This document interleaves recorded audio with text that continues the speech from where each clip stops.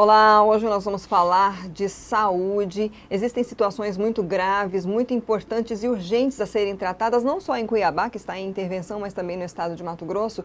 E o nosso convidado de hoje é justamente o deputado estadual Lúdio Cabral, do PT, que é também presidente da Comissão de Saúde da Assembleia Legislativa, onde há aí algumas pautas importantes. Obrigada por ter aceito o nosso convite para esse bate-papo, deputado. Opa, uma honra, Lídice. Feliz por estar aqui. Bom, nós estamos aí nessa terça-feira, dia 4, com uma pauta importante que é justamente a presença do secretário de Estado de Saúde, né, o Gilberto, lá na comissão por convocação de vocês, né? Qual é o assunto principal que vocês precisam tratar, antes da gente falar até da intervenção de Cuiabá, mas falando de Estado? Sim. Lídice, eu assumi a presidência da Comissão de Saúde este ano. E a gente vem numa agenda assim, muito intensa, de muitas atividades, tratando dos muitos problemas que a saúde em Mato Grosso hoje apresenta. E isso exige necessariamente um diálogo permanente com a Secretaria de Estado de Saúde. A audiência de hoje, ela tem um objetivo, que é debater a situação de 19 mil pacientes que vivem em Mato Grosso, mas fazem tratamento fora do estado, o chamado tratamento fora do domicílio. E geralmente são quadros graves, que fazem acompanhamento no SARA, em Brasília, em São Paulo, em Curitiba, em Porto Alegre, em Goiânia.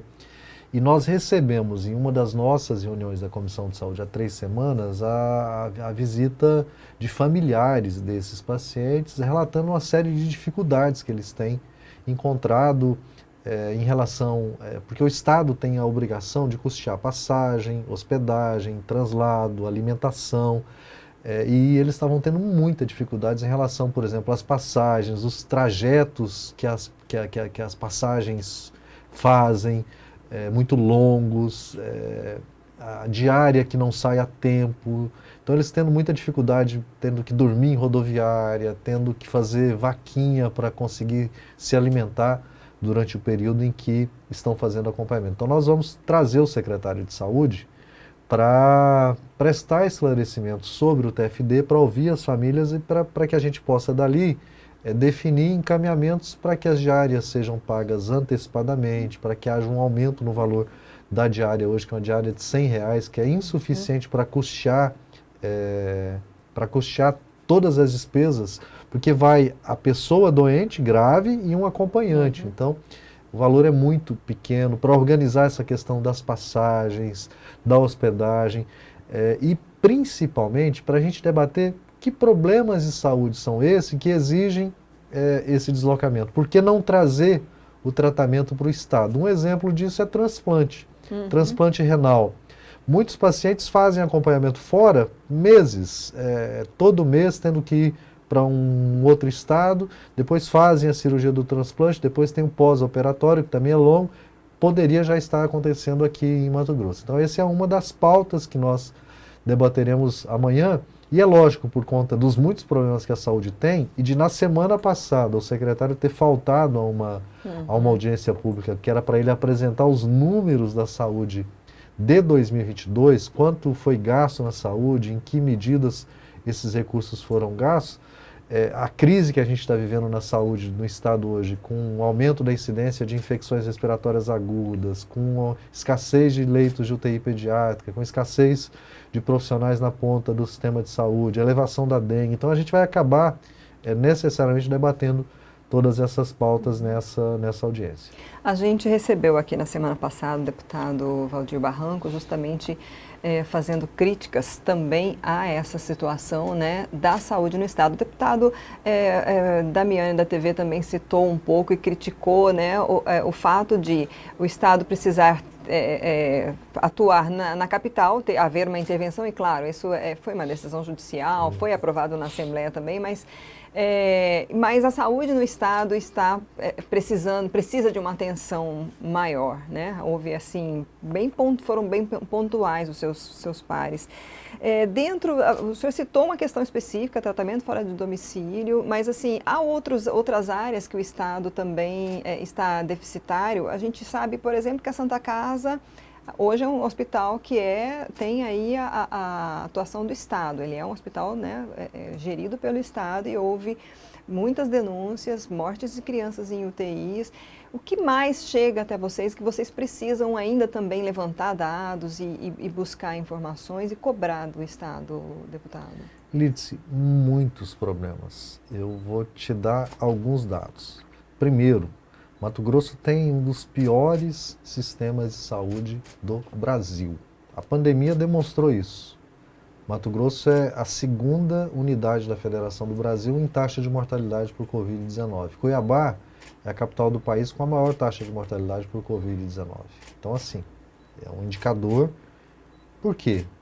É lógico que há todos os problemas da gestão da pandemia, mas há também um sistema de saúde já bastante debilitado. Antes da pandemia, a partir de um requerimento que eu fiz, nós identificamos 300 mil pessoas na fila aguardando para realizar algum tipo de procedimento, ou uma cirurgia, ou uma consulta especializada, ou um exame especializado. 300 mil pessoas esperando em média 1 ano e 6 meses para serem atendidas. Nossa. É provável, inclusive, que parte das pessoas dessa fila ou já tenham resolvido o seu problema por outro caminho, ou tenham perdido a vida nesse intervalo de tempo. 5 mil pessoas na fila aguardando para serem atendidas na oncologia, para fazer diagnóstico e para tratar um câncer. Nós, inclusive, criamos uma câmara setorial temática para tratar especificamente da oncologia e identificamos situações graves, de uma via crucis que a pessoa tem que percorrer para fazer o diagnóstico de câncer, e para fazer o diagnóstico de câncer você precisa de uma biópsia. 200 homens hoje na fila aguardando para fazer uma biópsia de câncer que confirme um câncer de próstata. Todos os sintomas, todo o quadro clínico sugestivo, mas dependendo de uma biópsia que não sai, porque não há contrato com nenhum serviço no Estado para assegurar a realização dessa biópsia. Depois a via crucis para fazer o tratamento quando faz o diagnóstico. A situação dos pacientes em hemodiálise, doentes renais crônicos. A pessoa tem hipertensão, tem diabetes e ao longo do tempo, não fazendo o acompanhamento adequado, vai desenvolver uma insuficiência renal crônica e vai precisar fazer hemodiálise. Tem mais de 3 mil pacientes em Mato Grosso que dependem de hemodiálise. A hemodiálise é feita em apenas 8 municípios do estado. O paciente que faz hemodiálise, ele tem que fazer hemodiálise 3 vezes por semana e ele passa um dia inteiro na máquina de hemodiálise, para cumprir o papel que o rim não cumpre. Se ele é de um município que é longe da cidade onde ele faz hemodiálise, ele passa a vida dele ou na estrada ou na máquina. Isso é desumano para quem faz hemodiálise. O Estado não gasta 1 centavo com hemodiálise. Todo recurso para custear a hemodiálise vem do Ministério da Saúde. Ora, se vem do Ministério da Saúde, se tiver paciente o Ministério paga, por que a gente não organizar uma oferta mais bem regionalizada da hemodiálise para os doentes renais crônicos? A situação das crianças hoje. Hoje, nós estamos vivendo agora, nas últimas semanas, virando estação de verão para outono, muita chuva, uma explosão no número na incidência de infecções respiratórias agudas, especialmente em crianças, com superlotação de unidades de pronto atendimento. A escassez de médicos no posto de saúde, nas unidades de pronto atendimento, isso no estado todo. O número de leitos de UTI pediátricas insuficiente para atender uma elevação da demanda como essa. Em 2021, eu percorri todos os hospitais regionais lá do norte. Sorriso, Sinop, Colíder, Alta Floresta. E Sorriso era o único município que tinha leito de UTI pediátrica. O único município. Tinha 10 leitos, mas só 7 estavam funcionando. Naquela região, que é a região dita rica do estado de Mato Grosso, que não tinha UTI pediátrica para atender as suas crianças. Acontece uma elevação da incidência, como aconteceu agora, e o sistema entra em colapso. Nós tivemos um problema de fechamento de leitos no Hospital Municipal de Cuiabá, de UTI pediátrica, por conta de problemas de natureza de gestão e de natureza financeira. Era uma empresa contratada para executar o serviço da UTI pediátrica. Com 3, 4 meses de atraso, a empresa rescindiu o contrato e foi embora, a UTI ficou fechada. Na Santa Casa de Cuiabá, que é um hospital estadual, é o mesmo tipo de problema. Uma empresa com dificuldade, a visão voltada para a redução de custo, comprometendo a autonomia dos profissionais pediatras. Os profissionais pediram demissão, cumpriram todas as exigências legais, pediram demissão. A UTI tinha 10 crianças internadas no dia 7 de março, quando nós da Comissão de Saúde fomos fazer uma visita na Santa Casa, e não tinha plantonista na UTI, não tinha pediatra plantonista na UTI, não tinha médico visitador na UTI pediátrica, com 10 crianças internadas, tendo que um intensivista da UTI adulto ficar de cobertura na UTI pediátrica. Eu notifiquei CRM, Ministério Público, Secretaria de Estado de Saúde, no mesmo dia, porque é uma situação grave. Então, assim, são muitos problemas, Lídice, muitos problemas no nosso sistema de saúde. Há alguns instrumentos de planejamento previstos no SUS, que são muito importantes, que Mato Grosso se esqueceu que esses instrumentos existem. Programação pactuada integrada. É um instrumento que você define, o que cada município vai fazer de serviço, quanto custa esse serviço, quanto de recurso será repassado do Estado, do Ministério da Saúde para que aqueles serviços se realizem, quais são os municípios que são referência regional e que assumem a responsabilidade por serviços de média complexidade, quais municípios são referência para alta complexidade. Você faz uma programação detalhada de como você aloca os recursos. A última programação pactuada integrada em Mato Grosso aconteceu em 2010, há 13 anos. Outro instrumento importantíssimo, Plano Regional Integrado. Mato Grosso é um estado que tem dimensões continentais, são 2 Franças ou 2 Espanhas dentro do nosso território. Uma população pequena comparada aos outros estados, 3.700.000 habitantes. População da zona leste da capital de São Paulo, distribuída nesse território imenso, em 141 municípios, com longas distâncias. Você precisa de um plano de regionalização muito inteligente para poder conseguir fazer os serviços chegar até onde as pessoas precisam. Porque a mulher que está lá em Vila Rica ou em Aripuanã, ela precisa ter acesso à mamografia, ela precisa ter acesso a exame de Papa Nicolau. Você precisa distribuir bem os serviços de saúde. Você precisa de um plano de regionalização. Todos os estados do Brasil tinham a obrigação de atualizar esse plano no ano de 2018. Mato Grosso e mais um outro estado, que eu não me recordo qual são os 2 únicos estados do país que não fizeram um plano de regionalização integrada, que era para 2018, ou seja, 5 anos atrás. Então são muitos problemas e junto com isso a disputa entre governantes, né, que criam um cenário de fogo cruzado com a população no meio, e essa disputa contaminada por interesses políticos, partidários, eleitorais, às vezes até pessoais, que só a psicologia para conseguir entender. Então, esse caldeirão de situações é que leva a esse cenário grave da saúde aqui em Mato Grosso.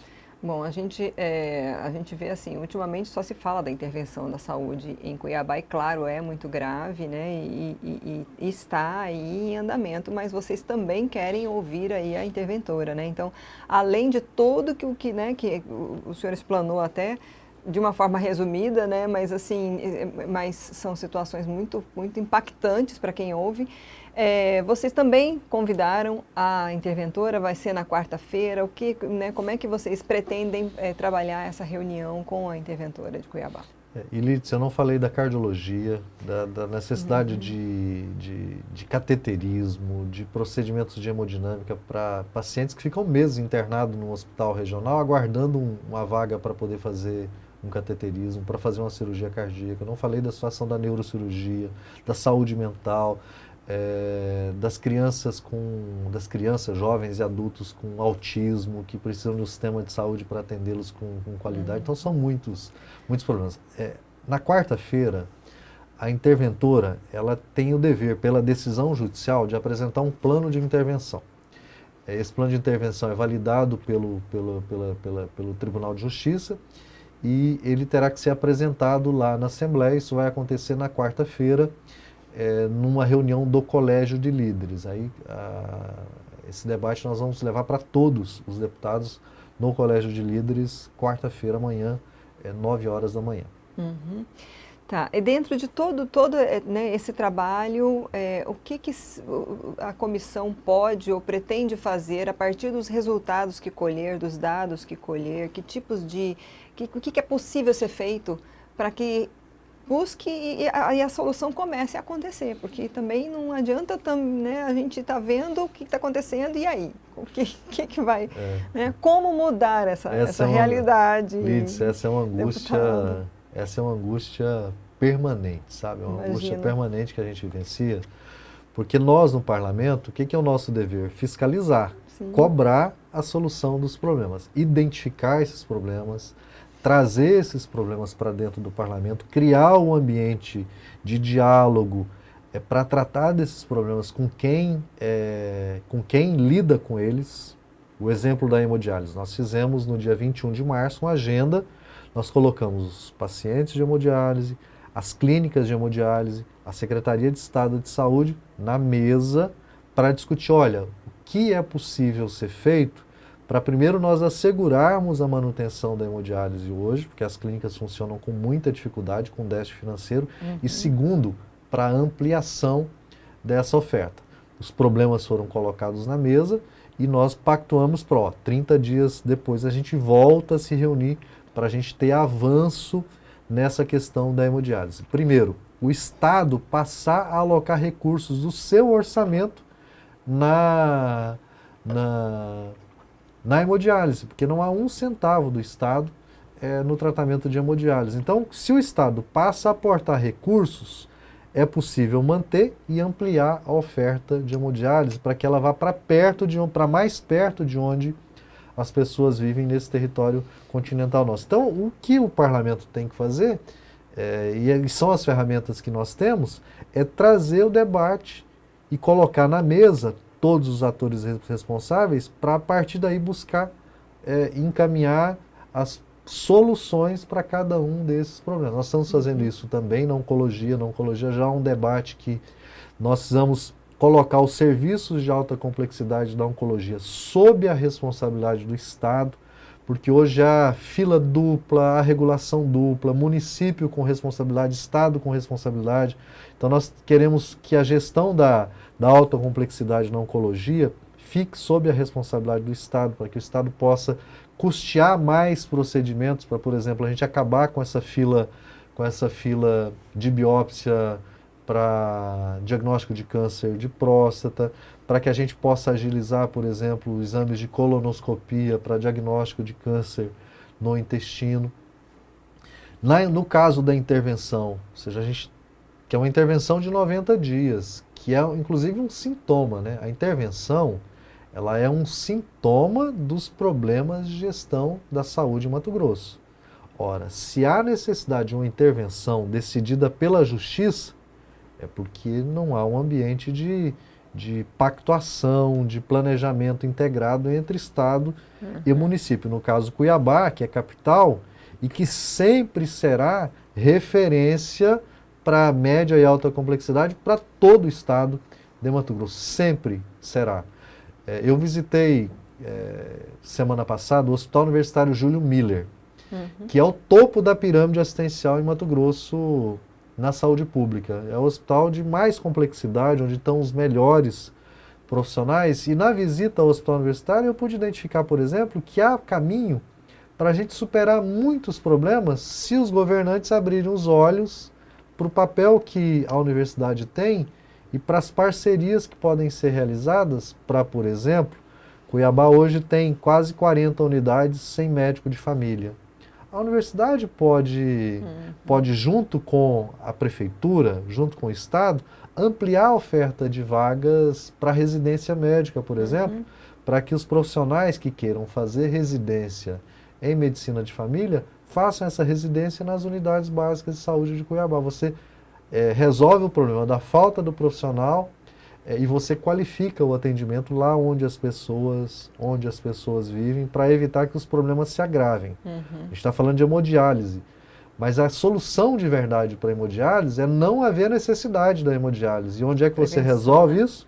Lá na atenção primária, no posto de saúde, com a equipe de saúde controlando a pressão alta de quem tem pressão alta, controlando o diabetes de quem tem o diabetes, com recursos ali, no nível primário de atendimento, para que aquela diabetes não se agrave, para que ela não evolua para uma insuficiência renal e para que não haja necessidade da máquina de hemodiálise. Então é um problema que leva ao outro, mas também é uma solução que vai levando a outra, e na minha opinião é possível dar conta disso.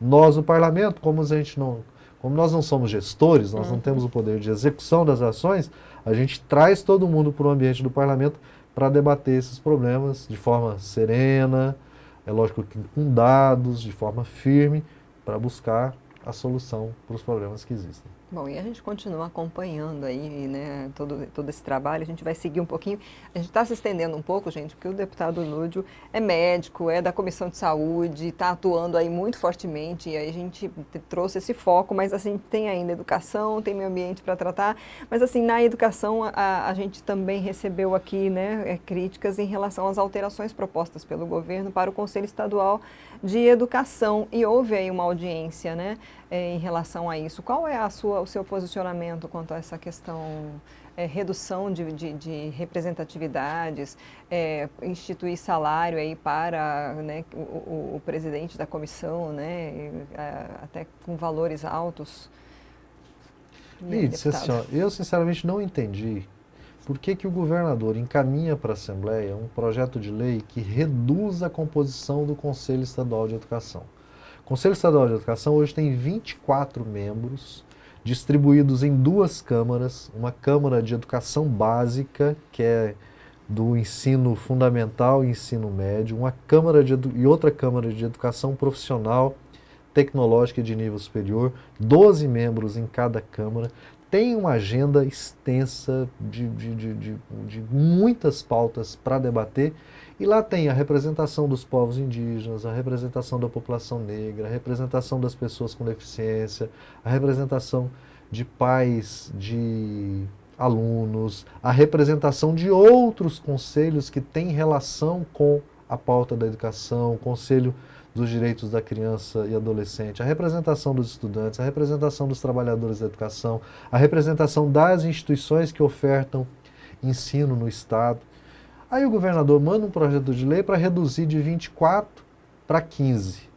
E muda essa composição, retira a população negra, retira as pessoas com deficiência, retira os povos indígenas, retira pais de alunos e aumenta a representação dos donos de escolas particulares, para que o Poder Executivo, junto com as escolas particulares, tenham 8 membros e os outros representantes sejam apenas 7, para fazer maioria com executivo e donos de escolas privadas, tornar o conselho com essa composição é completamente sem sentido. Nós vamos lutar lá na Assembleia para evitar que esse projeto seja aprovado. Bom, seguindo nas pautas que a gente, né, combinou aqui, a gente quer tratar com o senhor, tem a questão também de meio ambiente, que vocês têm algumas datas aí, né, importantes, alguns calendários para serem tratados. Então, eu queria que o senhor trouxesse aí, vocês ainda estão em discussão em relação à PEC da unidade de conservação, né? O governo quer impedir aí a criação de novas unidades. A gente tratou já desse assunto, assim, mas existe uma audiência pública que vai abordar esse tema? Sim, nós vamos fazer uma audiência pública no dia 17 de abril para debater essa proposta de emenda constitucional, que também não tem sentido nenhum. O governador quer colocar no capítulo da Constituição do Estado, que trata da proteção ao meio ambiente, a proibição de criação de novas unidades de conservação, que são instrumentos para a proteção do meio ambiente. Completamente sem sentido, alegando que não tem recursos para cuidar das atuais unidades de conservação que o Estado tem. A proposta ela é inconstitucional, porque não tem sentido. A Constituição, quando ela trata da proteção ao meio ambiente, ela estabelece que uma das formas é a criação de unidade de conservação. Não se cria unidade de conservação da noite para o dia, se cria a partir de estudo técnico e de um processo de amadurecimento para que a unidade de conservação passe a funcionar. Então nós vamos debater essa pauta lá na Assembleia, no dia 17 de abril. É lógico que há muito... Por que esse projeto foi encaminhado? Há um outro projeto sendo discutido internamente no governo há bastante tempo, que deve ser encaminhado para a Assembleia, que é mais uma vez o debate do zoneamento socioeconômico ambiental. E as informações extraoficiais que nós temos é que essa proposta prevê a criação de novas unidades de conservação.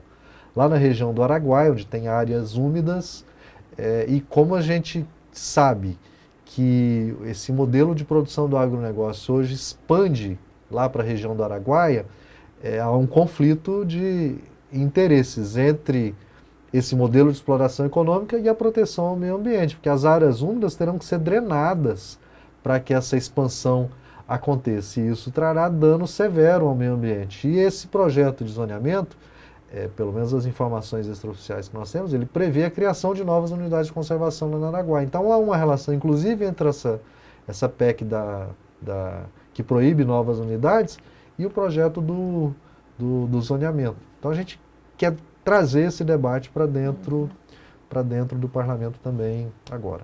A gente recebeu aqui a secretária de Meio Ambiente, né, de Estado, a Maureen Lazzaretti, justamente argumentando que houve aí uma criação de uma certa forma descontrolada de áreas de preservação, sem a previsão de recursos para que houvesse aí a restituição, ou enfim, para quem tivesse lá a sua área atingida, né? Enfim, e que isso seria um problema para o Estado. Essa questão de recursos, vocês levantam, tem essa informação? Há também alguma outra proposta voltada para se resolver essas áreas que estão ainda, existem algum tipo de conflito em relação a desapropriação ou não, enfim, né, nas atuais áreas de conservação, deputado? Lídice, assim, a maioria das unidades de conservação em Mato Grosso foram criadas há mais de 20 anos. A maioria delas. Algumas há conflito fundiário. Serra Ricardo Franco. Lá tem conflito fundiário, porque o parque foi criado em área antes ocupada. Em parte ocupadas legitimamente, mas em parte não, porque eram áreas públicas que foram invadidas por grileiros e por grandes fazendeiros. Para citar um exemplo, onde há conflito. Mas a maioria dessas unidades de conservação foram criadas há décadas. E não há razão para que elas não tenham recurso para funcionar. E o Estado tem recurso no seu orçamento para isso. A arrecadação de Mato Grosso nos últimos 4 anos cresceu de forma substancial. E poderia ser alocado recurso para a gestão das atuais unidades de conservação, porque eu entendo que as unidades de conservação elas são patrimônio de uma riqueza enorme do Estado, para a proteção ambiental, para o turismo, para a cultura, para a pesquisa científica, para o diálogo com os países do mundo. Nós estamos vivendo um debate planetário sobre a proteção ao meio ambiente, para o desenvolvimento de biotecnologia, de conhecimento científico. Então, se o Estado, dos 30 bilhões que o Estado tem de orçamento, 30 bi, aloca uma parcela desse orçamento para a gestão das unidades de conservação, você teria que ter equipes de servidores nessas unidades de conservação, você tem que ter um conselho gestor, você tem que ter um plano de manejo. Eu visitei a APA, que é uma área de proteção ambiental da nascente do Rio Paraguai. Essa área de proteção ambiental não tem plano de manejo, não tem conselho gestor e tem um único servidor, que é o gerente, e é gerente dele mesmo. E é um cargo comissionado. Responsável por uma área de dezenas de milhares de hectares, que é a área de proteção ambiental onde está a nascente do Rio Paraguai. O Estado tem menos de 5 milhões de reais no orçamento para a gestão de todas as unidades de conservação que eles têm, que são mais de 30 unidades de conservação. O governador, inclusive, está querendo estadualizar o Parque Nacional de Chapada dos Guimarães, não está? Diz que tem 200 milhões de reais para investir lá. Olha, tem 200 milhões para investir no Parque Estadual de Chapada e não tem dinheiro para cuidar das atuais unidades de conservação que o Estado tem. Tem uma contradição importante nisso. O Mirante de Chapada, que é um dos pontos mais visitados em Chapada, é uma unidade de conservação estadual. Por que o Estado não investe lá, ao invés de querer estadualizar o Parque Nacional, que já é gerenciado pelo ICMBio? Por que não colocar esses 200 milhões para fazer a gestão do conjunto das unidades de conservação que a gente tem? É um bom recurso, daria para fazer um bom trabalho de organizar os conselhos gestores, de qualificar os profissionais, de fazer concurso público para alocar pessoas para cuidar dessas unidades, desses parques no estado todo. Eu acho que a gente precisa criar novas unidades. Hã? Fica a pergunta aí.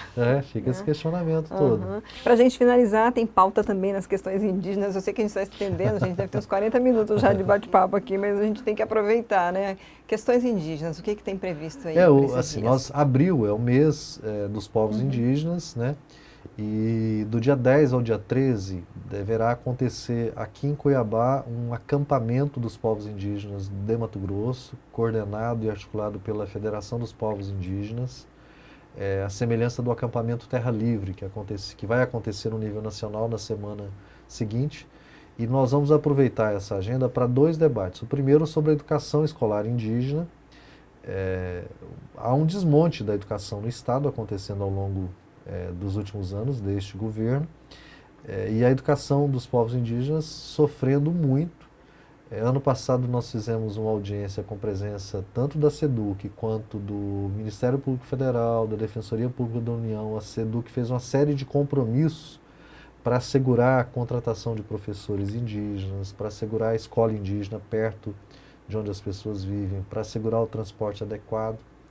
E muitos desses compromissos não foram cumpridos. Então nós vamos convocar o secretário no dia 10 de abril para fazer o debate da educação escolar indígena. E no dia 13 a gente quer fazer uma audiência pública, faremos uma audiência pública para debater os direitos dos povos indígenas em Mato Grosso, que sofrem muito hoje com, por exemplo, o problema das hidrelétricas. Os chavantes hoje estão sofrendo com o risco de hidrelétricas no Rio das Mortes, que vai sacrificar em muito o povo chavante em todo o seu território, porque o povo chavante, as terras indígenas estão ao longo do Rio das Mortes, e essas hidrelétricas, se forem construídas, comprometerão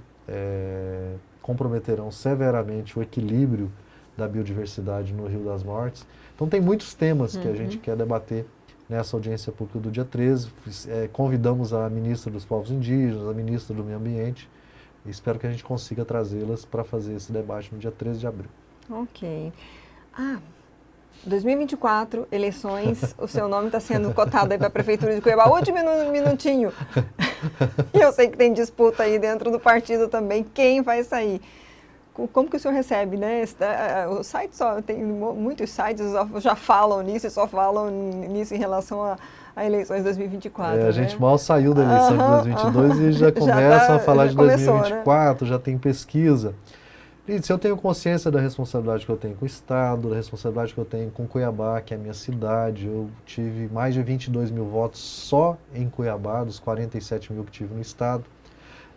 Pesquisa já aponta o meu nome na disputa para a prefeitura, mas assim, na minha opinião, é um tema que a gente tem que debater em 2024.